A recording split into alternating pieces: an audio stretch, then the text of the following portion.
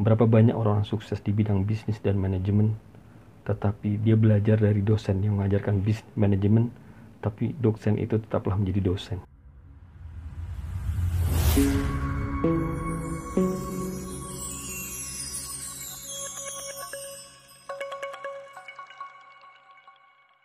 Semangat pagi rekan-rekan, bertemu kembali bersama saya Derliva Levi. Kali ini kita akan coba bahas buku saya berjudul Paradigma Awal dari Kesuksesan yang diterbitkan oleh Gramedia Pustaka Utama tahun 2016 ya. Ini buku pertama saya ya. Jadi bila kita bahas buku ini cukup unik ya sebenarnya ya. Jadi rekan-rekan bisa lihat di sini ada gambar lebah dan ada gambar lalat ya. Jadi dia opposite nih, bahwa bila kita lihat tulisannya paradigma dan bila kita balik, nah tulisannya juga sama nih, paradigma. Artinya apa? Bahwa kita ini pun filosofinya adalah kita saat ini pun manusia itu memiliki paradigma seperti lalat dan juga ada yang memiliki paradigma seperti lebah ya. Kemudian covernya juga warna putih. Artinya apa? Bahwa manusia itu sebenarnya dilahirkan suci ya. Dia memang bersih, dia memang dilahirkan suci, tapi kitalah yang mengotorinya ya. Jadi fakta bahwa memang manusia memang ada dua paradigma atau dua mindset ya dalam hidupnya. Ada yang seperti lebah, dia selalu melihat yang indah-indah.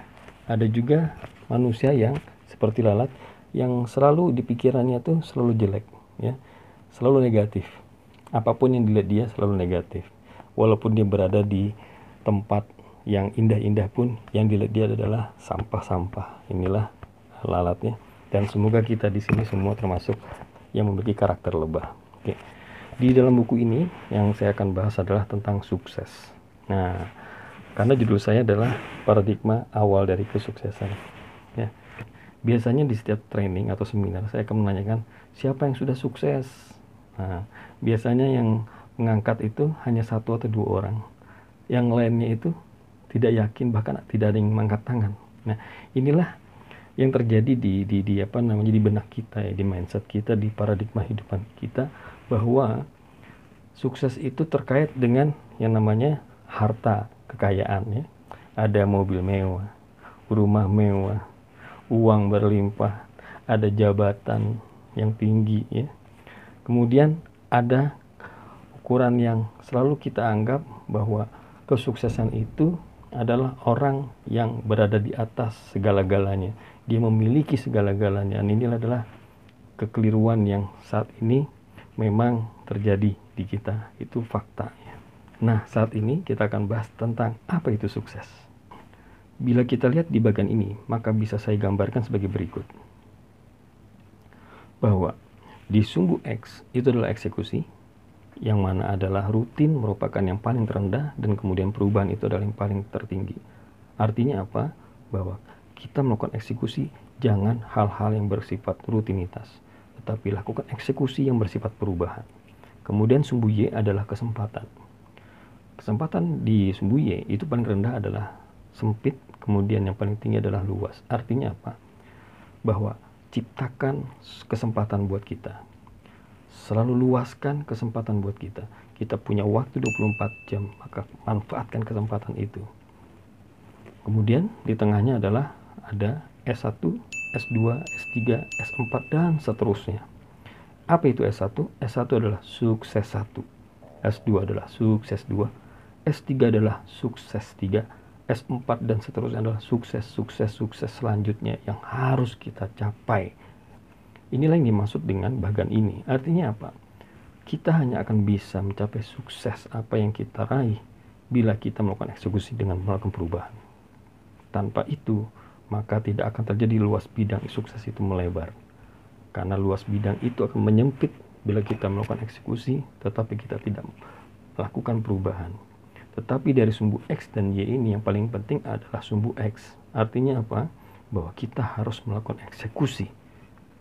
Tanpanya tidak akan tercipta, tidak akan terbuka yang namanya kesempatan.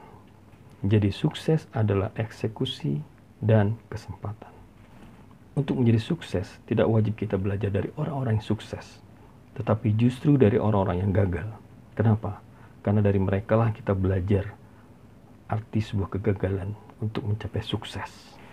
Karena kadang seorang yang sukses belum tentu bisa menuangkan suksesnya dia dalam bentuk konsep kesuksesan yang sebenarnya. Bisa saya analogikan begini rekan-rekan. Kita mampu menjadi seorang HR di SDM, di bidang SDM, itu karena seorang dosen yang mengajarkan kita. Sedangkan dosen ini, dia adalah orang yang hanya mengajarkan tanpa ada praktik. Tapi kita bisa mengambil dari beliau. Berapa banyak orang sukses di bidang bisnis dan manajemen, tetapi dia belajar dari dosen yang mengajarkan bisnis manajemen, tapi dosen itu tetaplah menjadi dosen. Artinya apa? Belajar dari manapun. Tidak mesti harus dari orang yang sukses, tetapi banyak belajar dari orang-orang yang justru akan memberikan inspirasi sukses yang sebenarnya pada kita. Intinya semua berawal dari inspirasi. Maka ambillah inspirasi dari manapun, termasuk bahkan dari anak SMA sekalipun.